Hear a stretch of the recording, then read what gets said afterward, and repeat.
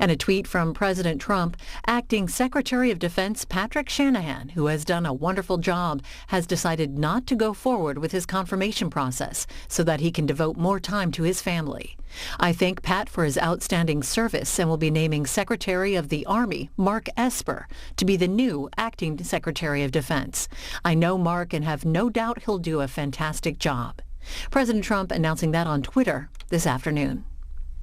Secretary of State Mike Pompeo spoke to reporters earlier about ongoing military tensions with Iran.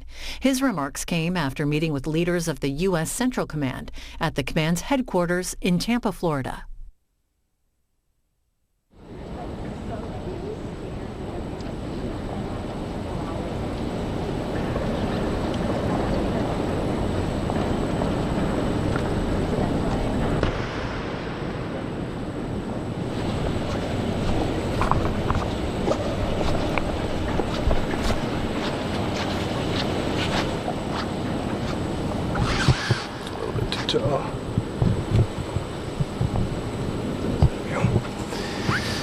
Good afternoon, everyone. Thank you all for joining me here today. I had a good evening and a really good morning. Spent time getting briefed by Generals McKenzie and his team at Centcom and General Clark and his team at SOCOM. The purpose of my visit was to come down here and make sure that the State Department and the Department of Defense were deeply coordinated across a whole broad range of issues. We certainly discussed the ongoing tension in the Gulf, but we talked about a much broader range of issues. If we're to deliver at the State Department on the President's diplomatic objectives, we have to be tightly woven with our military. And I appreciate General McKenzie, General Clark, and their teams spending time with me and my team today to make sure we were doing just that. We had extensive conversations about tactical, operational, strategic levels of work between our two organizations to make sure that when we present options, alternatives, policy recommendations to President Trump, we're doing so in a way that is coherent and consistent and leads the President to a fuller understanding of the challenges and opportunities connected to decisions that he makes. We certainly, as I said, spoke about the challenges in Iran. We talked about the Centcom decision that Secretary Shanahan and the President approved to move 1,000 more Americans into theater to make sure that we're in a position to do the right thing, which is to continue to work to convince the Islamic of Iran that we are serious and to deter them from further aggression in the region. It's been our mission since the beginning of this administration to convince the Iranian regime not to move forward with their nuclear program and not to continue to engage in development of their missiles and all the other activities, the malign activities that they've been engaged in around the world. That's why we put in place the pressure campaign that's now been ongoing for a year and a couple months. It's been very effective, and now we need to make sure that we continue to do that so that we ultimately get the opportunity to convince Iran that it's not in their best interest to behave in this way. We all have to remember this isn't just 2.5 years or 5 years. This is 40 years of Iranian activity that has led us to this point.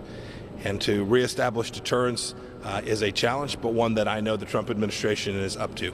And we're working hard each and every day, both in the State Department and the Department of Defense and all of the elements of the United States government to achieve that. And with that, I'm happy to take a couple questions. Go ahead. Are there any Yes, ma'am. conversations either directly or through third parties with Iran to try and deconflict the situation in the Persian Gulf? Almost certainly. President Trump had sent President Abe to take a message of his to the leadership in Iran. You have to remember, these are messages for the leadership. I think the Iranian people are being woefully misserved by that leadership. But yes, we're engaged in, we have been engaged in many messages, even this moment right here, communicating to Iran that we are there to deter aggression. President Trump does not want war, and we will continue to communicate that message while doing the things that are necessary to protect American interests in the region. Japan and Germany have asked for additional proof. I'm sorry. Japan and Germany have asked for additional proof of the attack on the tankers, and you said Sunday that you were going to provide that. When are we expected to see that? Yeah, we'll continue to provide additional information about those attacks, but we shouldn't focus on just those two attacks. Since the beginning of May, there are now over a half dozen different instances of Iranian attacks in the region. some thwarted, some not successfully thwarted, and next they had an impact. But I saw, just as I walked in here, Chancellor Merkel say that she thought there was strong evidence that Iran had engaged in this activity. We'll continue to work with partners all around the world. It's worth reminding everyone here, you have China that depends enormously on energy transiting the Strait of Hormuz. You have South Korea, Indonesia, Japan, all of whom have an enormous interest in ensuring there's freedom of navigation throughout this waterway.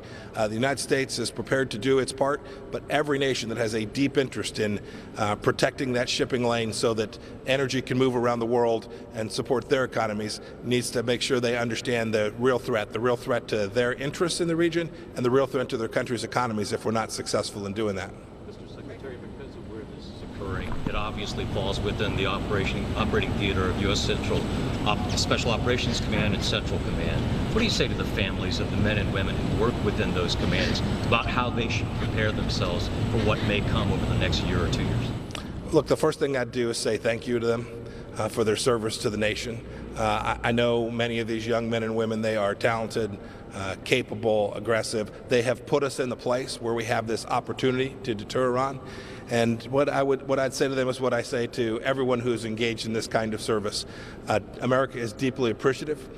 We are providing them with the resources they need to be successful, to continue to engage in the activities in a way that will deliver good outcomes, and to thank them for their willingness to take this ultimate risk that every service member faces.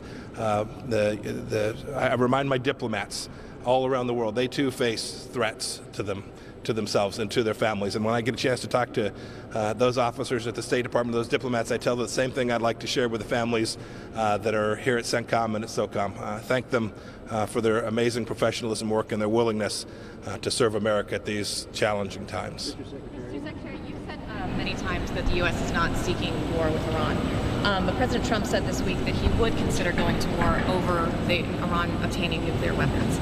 Is that something that was discussed here today at Centcom? And can you give us any more details as to the different kinds? When we saw you on Sunday, you said military options were, of course, something that was being considered. Can you give us any more details about those discussions today? Look, one of the purposes of my visit today was to make sure that we were coordinated. The responsibility for diplomacy, achieving the strategic outcomes that President Trump has sent forth, falls on all of us, but the State Department has the first oar in the water on that. But we can't do that without making sure that we have the capability to respond if Iran makes a bad decision. If it makes a decision to go after an American or an American interest, or to continue to proliferate its nuclear weapons program. And so we talked about a broad range of issues here today across all of that spectrum. I know that the soldier, sailor, and airmen and Marines inside of Centcom are ready to respond to any threat that the Islamic government of Iran should present to the United States. And we talked about each of those and how to make sure that we were in sync and how we would prepare those options for the President of the United States. Mr. Secretary, what's the advantage of coming here to Tampa to talk with generals rather than talk with generals at the Pentagon? And should your trip here be a message to Iran? So I talk with generals at the Pentagon all the time too, so these are not mutually exclusive options. But it was important for me to get here into the headquarters where a lot of this work is doing. It made sure we didn't have to send a whole bunch of folks up to meet me in Washington. I got a chance to meet with not only those two leaders, but their teams today.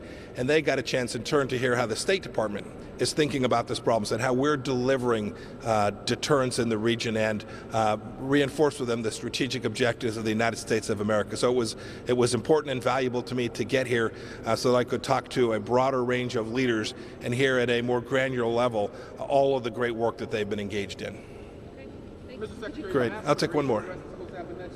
Anything to say about that? Yeah, I don't have anything to add to that. I'll say only this.